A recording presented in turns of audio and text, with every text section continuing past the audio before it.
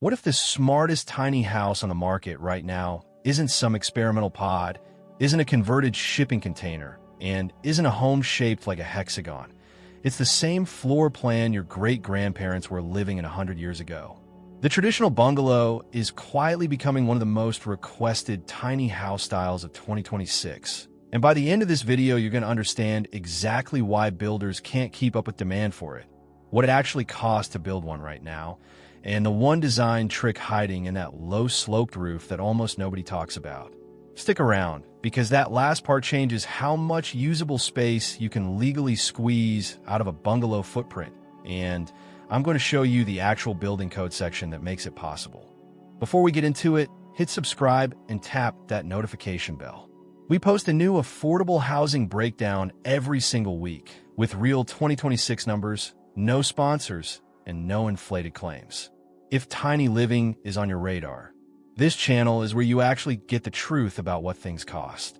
The bungalow isn't new. It exploded across North America between about 1900 and the 1930s, built as an affordable, efficient answer to the oversized Victorian homes that came before it. The word itself traces back to the Bengali term bangla, describing a low, single-story house built for a hot climate with deep, shaded verandas.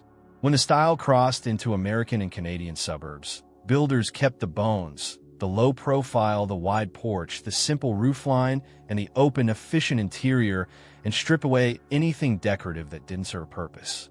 That efficiency is exactly why it's resurfacing now. A bungalow was never designed to be a mansion. It was designed to be a complete, comfortable home in the smallest reasonable footprint, using local materials, straightforward framing, and a layout that didn't waste a single square foot on hallways nobody needed.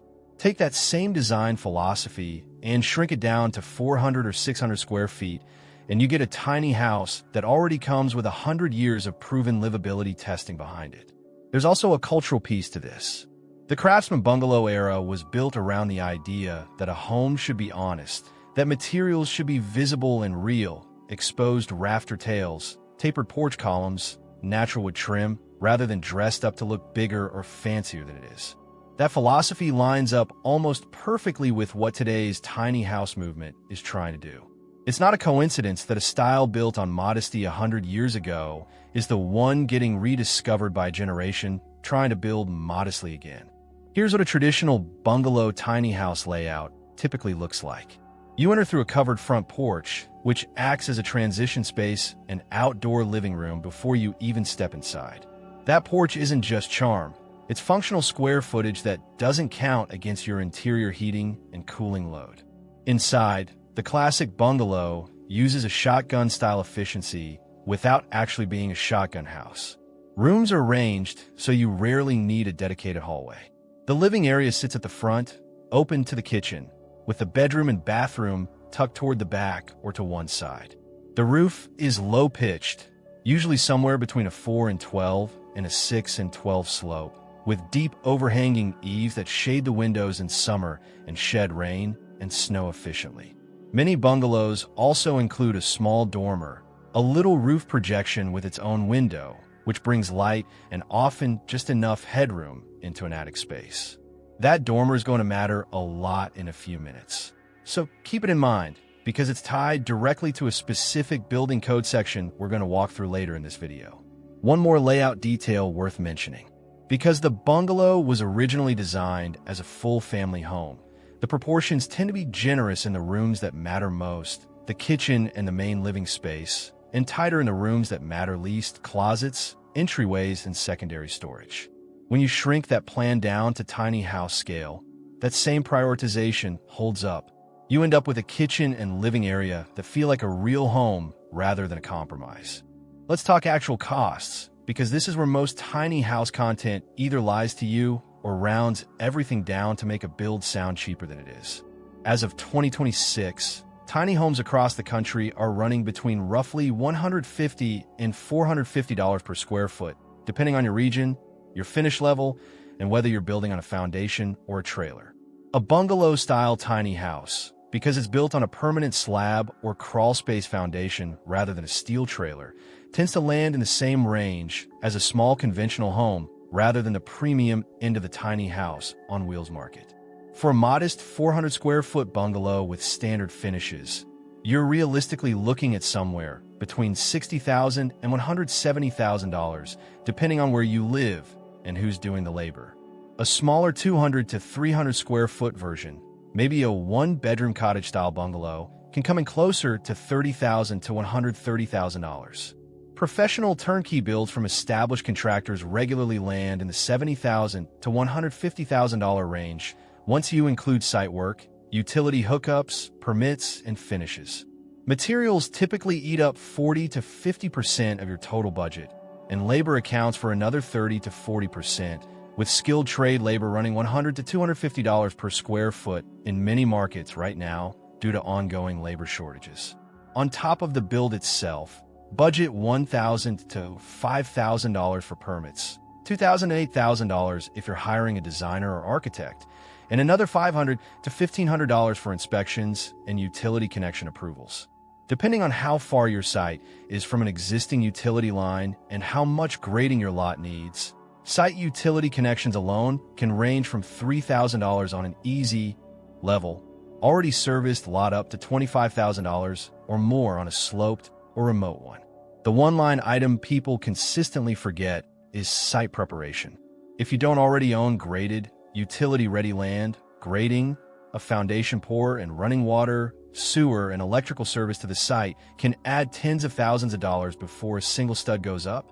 A bungalow's advantage here is that because it sits on a rail foundation instead of a trailer chassis, you're not paying for axles and running gear, but you're paying full freight for site work, the same as any small conventional home. Now, the $150 to $450 per square foot range is a national baseline, and treating it as one number for the whole country will get you in trouble fast if you live somewhere with a high cost of construction. In states like California, Washington, and New York, permitted turnkey accessory dwelling units routinely run $350 to $600 or more per square foot. That jump isn't random. It comes down to stricter energy compliance codes, California's Title 24 energy standard being the best-known example, along with higher prevailing wage requirements and tighter permitting review in those markets. So if you're pricing out a bungalow tiny house in a high-cost state, take the national numbers we just covered and shift your expectations toward the upper end or beyond it, rather than assuming you'll land in the middle of the range. Always get a local quote before you commit to a budget, because the same 400 square foot bungalow can cost twice as much to build in one state as it does in another. This is where the bungalow genuinely outperforms almost every other tiny house style, and it's the reason so many cities are quietly encouraging it. Because a bungalow is a single-story structure built on a permanent foundation, it sidesteps a huge number of the code headaches that come with lofted tiny houses on wheels. No loft ladder that fails egress requirements. No stair headroom violations. No debate with an inspector about whether your sleeping loft counts as a legal bedroom. Single-story, permanently foundation homes are also far more likely to qualify as an accessory dwelling unit, or ADU, under most municipal codes, rather than getting classified as a recreational vehicle or temporary structure. That distinction matters enormously, because ADU classification typically means access to conventional financing, easier insurance, and the ability to legally rent the unit out long-term in cities that otherwise restrict tiny homes on wheels to backyard guest use only. The absence of trailer axles and running gear is actually a legal advantage here, not just a construction detail, because it's one of the clearest signals a jurisdiction uses to separate a permanent dwelling from a vehicle. Many municipalities that have updated their codes for smaller housing in the last few years specifically reference minimum roofline pitch, single-story massing, and porch setback allowances that read almost like a description of a classic bungalow. That's not a coincidence. Planning departments like this style because it already blends into existing single-family neighborhoods instead of looking like a foreign object dropped onto a lot. A 2026 bungalow tiny house build typically uses conventional stick framing, dimensional lumber walls on a slab or crawl space foundation, which is more labor-intensive up front than a prefabricated panel system, but gives you more flexibility in layout and finish choices. Exterior siding tends to stick close to the original bungalow look: wood or fiber cement lap siding, painted trim, and a covered porch with simple square or tapered columns. Insulation choices matter more in a small footprint than people expect, because a poorly insulated 400 square foot home can actually be harder and more expensive to heat and cool per square foot than a larger, better insulated house. Builders working in this style in 2026 are increasingly specifying continuous exterior insulation and higher performance windows, specifically because the smaller volume makes thermal bridging and drafts more noticeable to the people living inside.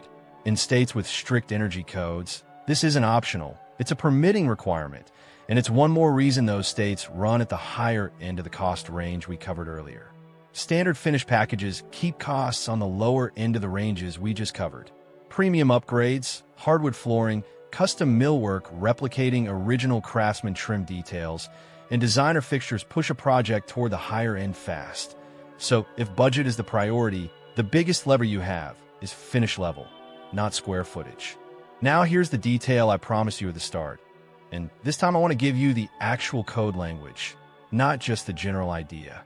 Remember that dormer we mentioned in the floor plan section. Under the International Residential Code, Section R305.1, floor area within a room is only required to have a ceiling height of at least 7 feet over at least 50% of the required floor area, and any portion of that floor area with a ceiling height under 5 feet does not count toward the room's required habitable floor area at all. In plain terms, that means space under a low-sloped roof. Exactly the kind of space a bungalow's roofline naturally creates can sit below that 5-foot line and legally be excluded from the square footage that determines a room's classification as habitable living space. It's important to be precise here, though, because this is a 2-part rule, not a 1-part rule. To call an attic space a legal, code-compliant, habitable room on its own, at least half of that room's floor area still needs to reach the full 7-foot ceiling height. The under 5-foot zone doesn't get to be your only living space. It works alongside a taller central section. Where this becomes a genuine design advantage for a bungalow tiny house is in how that low, sub-5-foot zone gets used. Rather than trying to force it into countable living area, well-designed bungalows treat it exactly as the code intends, as built-in storage, a shallow reading nook, or knee wall cabinetry tucked under the slope, space that adds real today function to the home without adding to the square footage figure your local zoning department uses to classify the structure or calculate permit fees. That's the actual mechanism behind the trick, not a workaround, just a precise code-literate use of a rule that's been sitting in residential building codes for years. As always, ceiling height thresholds and how a specific department interprets attic and knee wall space can vary by jurisdiction. So confirm the local adopted code version with your building department before you finalize a design around it. But the underlying principle, verified against IRC R305.1, holds up as one of the more elegant square footage strategies available in small home construction. The most common mistake people make when converting bungalow charm into an actual tiny house is oversizing the porch and undersizing the kitchen. A deep, beautiful covered porch looks incredible on camera, but if it eats into your buildable footprint without adding legal habitable space, you can end up with a smaller, usable interior than a simpler design would have given you at the same overall cost. The second mistake is skipping a local zoning check before falling in love with a floor plan. Bungalow proportions vary by original build era, and setback rules, height limits, and minimum lot coverage requirements differ from one city to the next. So the same charming plan you found online may need real adjustment before it clears your specific municipality. The third mistake is underestimating site work and regional cost swings, which we already touched on. Land preparation, utility hookups, and simply building in a high-cost state can each shift a project's total budget by tens of thousands of dollars if they're not accounted for from day one. The fourth mistake is trying to count that low, sloped attic space as full habitable square footage on a permit application. Treat it as what the code says it is, storage and nook space below 5 feet, paired with a fully code-compliant 7-foot zone where you need one. Trying to stretch that rule further than it goes is one of the fastest ways to trigger a rejected permit. So here's where that leaves us. The traditional bungalow brings 100 years of proven, efficient design into the tiny house conversation. It plays nicer with zoning than almost any other small home style because of its single-story, permanently foundation footprint. And in 2026, you can realistically build one for somewhere between $30,000 and $170,000 on the national baseline. More if you're in a high-cost state like California, Washington, or New York with that IRC-backed attic and dormer strategy, giving you meaningfully more usable space than the floor plan appears to offer on paper. If this kind of honest, research-backed breakdown is useful to you, subscribe so you don't miss next week's video, and drop a comment telling me which classic home style you want us to shrink down and break down next. We read every single one. Thanks for watching, and we'll see you in the next video.